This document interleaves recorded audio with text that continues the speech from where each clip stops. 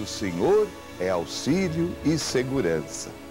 Este poema está em consonância com o Evangelho, até porque é inconcebível falar da paixão do Senhor sem dirigir o pensamento para os cânticos do servo sofredor. A plena identificação com a vontade e a palavra de Deus se dá em Cristo, que por sua fidelidade à sua mensagem e aos que a acolhem, doa a própria vida, tornando-se servo de Deus em plenitude. A segunda leitura é da carta de São Tiago Apóstolo, que é a fé e obras. A fé sem obras é morta.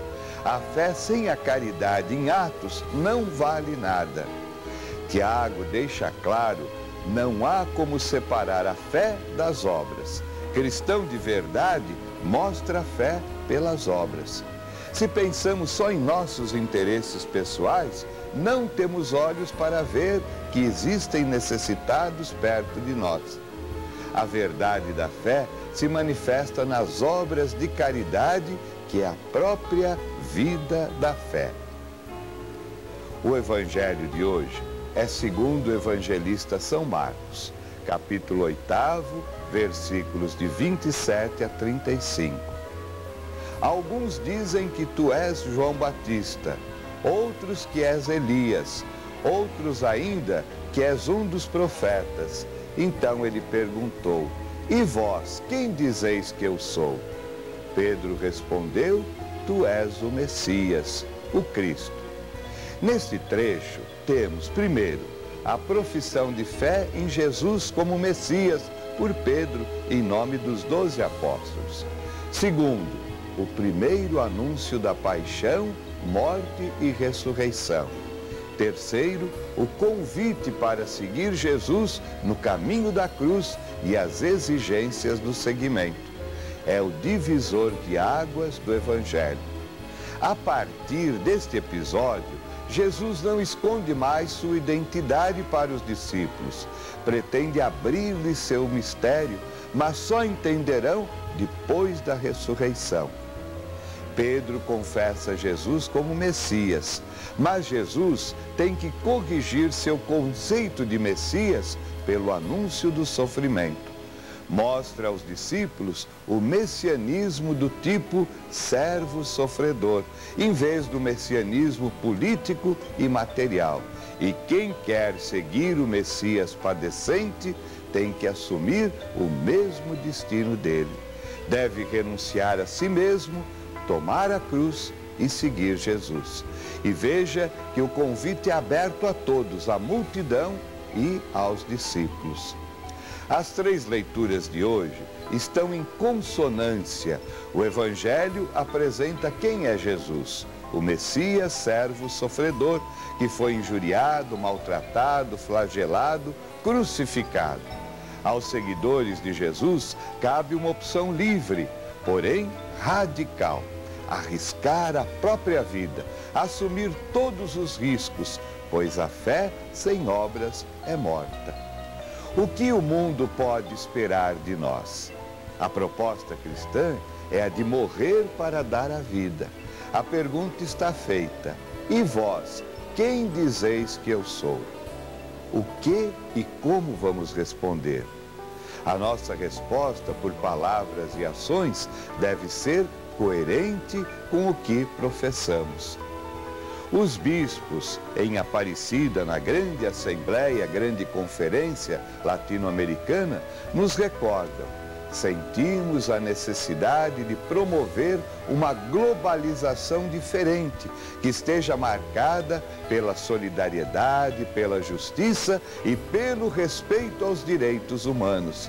Direitos estes desrespeitados no rosto dos que sofrem: povos indígenas, afro-americanos, mulheres excluídas, jovens sem possibilidades de estudo e emprego, pobres, desempregados, migrantes, agricultores sem terra, trabalhadores da economia informal, meninos e meninas submetidos à prostituição infantil, vítimas do aborto, dependentes químicos, os que sofrem doenças graves.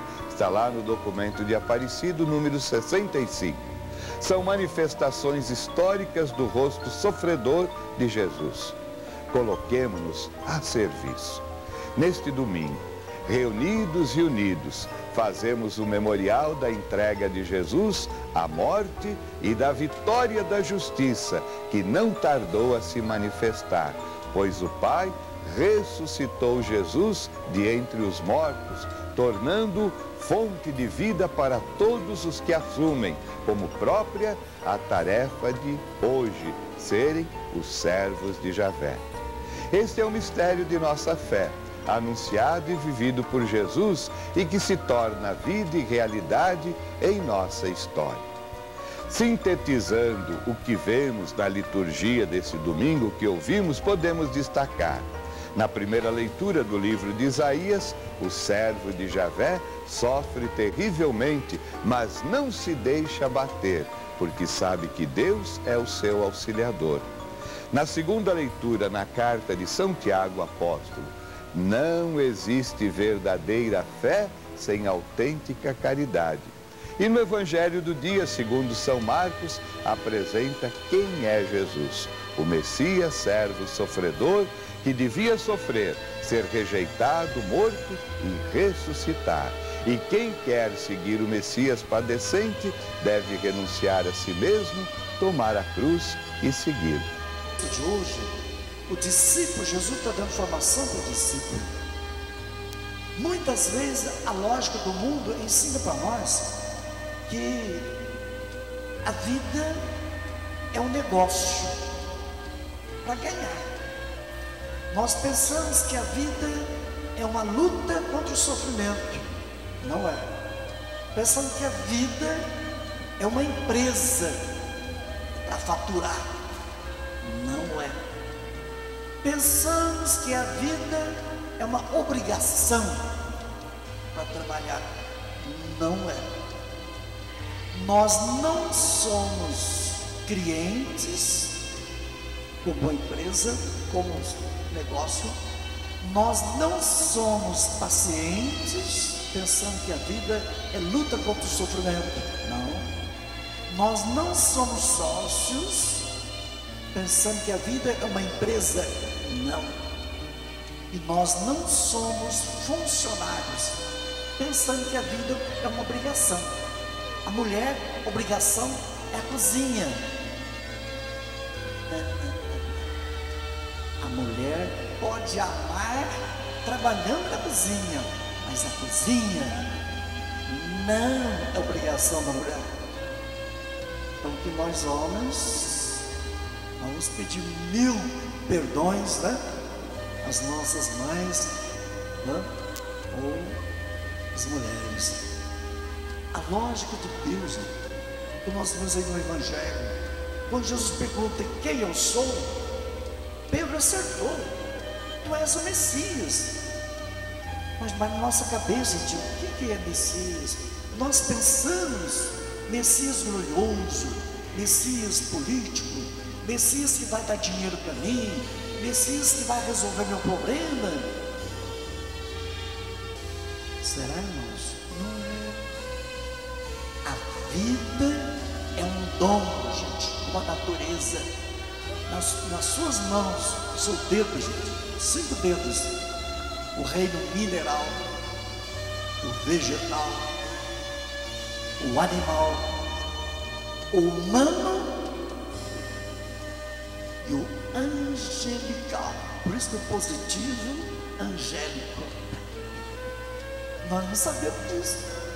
Na palma da sua mão, os 5 continentes. Lembra dos 2 peixes e os 5 pães? A totalidade, irmãos. Tem tudo. Deus fez o mundo perfeito, irmãos. Então a vida não é para ganhar. A vida é um dom. A vida é uma partilha. Por isso Jesus fala: renuncie a si mesmo, irmão. O discípulo, não, nós não somos católicos para ganhar nem dinheiro e nem o céu. Não, padre, não é para ganhar, filho. É testemunhar, vivenciar a paz, a fraternidade, a vida é sagrada. Então o ser humano não é apenas biológico, não é a espécie humana, não, filho. Deus os criou à sua imagem e semelhança. Toda criança não vem da espécie dos homens, de um homem e de uma mulher, não. A imagem e semelhança de Deus. Presta atenção na Bíblia, irmãos. Nós estamos no mês da Bíblia, né? Aí, caminhando, partilhando conosco a missão, né? É o sentido da vida. Gente, se não há sentido da vida, o que nós estamos fazendo aqui em Minas Gerais? Por que nós estamos trabalhando? Por que o povo da roça trabalha, irmãos? Gente, ressuscitar o lado bonito. Você está participando da criação.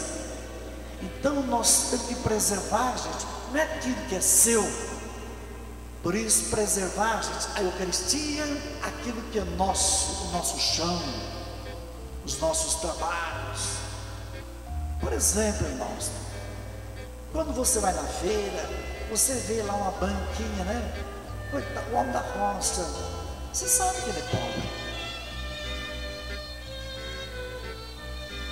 Nunca pechinchar com o homem da roça.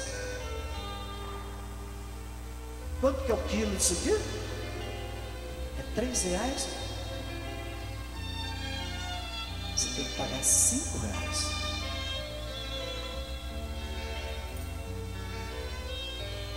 Olha a vida dele, irmãos, não é pela mercadoria em si. Agora, nas lojas, nos supermercados aí, o que é justo é justo. Então, irmãos, viver isso lá da gratuidade. E quantas vezes, né, a gente pobre da roça, vendendo uma coisinha lá, a gente quer ganhar em cima do coitado. Não faça isso nunca mais, irmão. Preserve o que é de todos. Você tem mais recursos do que ele, então valorize o trabalho dele. Então, aquele quilo não é R$3, você vai dar R$5. Ponto final. Preservar, gente, nossa cultura, nosso povo. Preservar, como Jesus fala, né? O céu de Javé vai passar pela cruz, irmãos. A cruz não é terror, não é morte. Significa preservar a doação, preservar a solidariedade com os que sofrem, preservar o bem para o próximo, preservar a natureza do amor. Aí Jesus falou: tome a sua cruz, irmãos, porque o mundo